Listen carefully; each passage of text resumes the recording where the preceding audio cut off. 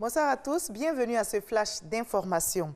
L'ex-présidente du Libéria, Ellen Johnson Sirleaf, reçoit le prix Mo Ibrahim ce vendredi à Kigali, au Rwanda. Première femme à la tête d'un État africain, elle a reçu ce prix pour le leadership d'excellence en Afrique.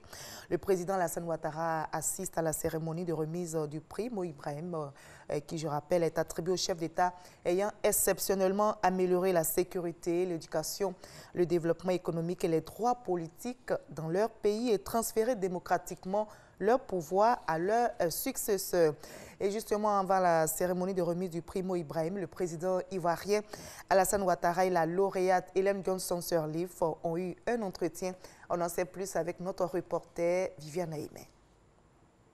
Ce vendredi 27 avril, à quelques heures de recevoir la distinction prestigieuse qu'est le prix Mo Ibrahim du leadership d'excellence en Afrique, l'ex-présidente du Libéria, Ellen Johnson Sirleaf, est venue saluer le président de la République, Alassane Ouattara, à son lieu de résidence et lui dire sans doute merci pour sa solidarité et son amitié manifestée par sa présence effective à la cérémonie de remise du prix à Kigali au Rwanda.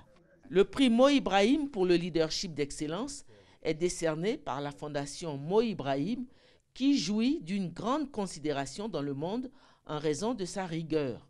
Cette fondation s'est donnée pour objectif de soutenir la bonne gouvernance et le leadership de qualité sur le continent africain. La fondation désigne chaque année un lauréat choisi pour ses efforts de bonne gouvernance. L'ex-président du Libéria, Ellen Johnson Sirleaf, a été désignée lauréate de l'édition 2018 pour sa capacité à redresser un pays ravagé par des années de guerre civile. L'ex-présidente du Libéria est la 5e personnalité africaine à recevoir ce prix. Notons que Ellen Johnson Sirleaf a déjà été récompensée en 2011 par le prix Nobel de la paix.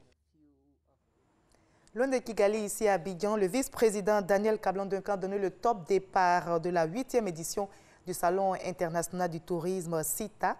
C'était ce vendredi. Plusieurs acteurs du tourisme et de l'hôtellerie étaient présents. Le CITA est l'une des vitrines internationales de l'industrie touristique africaine. Depuis 7 ans donc, ce salon professionnel est le rendez-vous incontournable pour tous les experts du tourisme mondial qui souhaitent investir le marché africain. Thème du CITA 2018, nouvelles technologies au service du tourisme. Nous y reviendrons ce soir à 20h.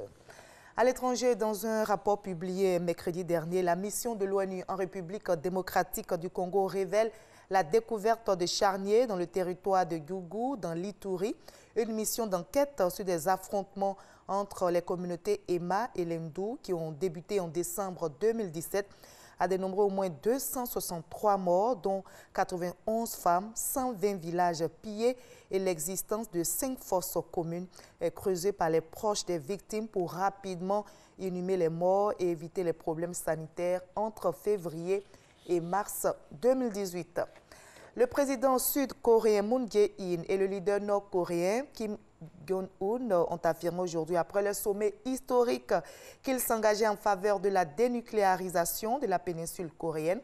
Les deux Corées vont chercher cette année à mettre fin à la guerre de manière permanente, selon le communiqué conjoint publié aujourd'hui.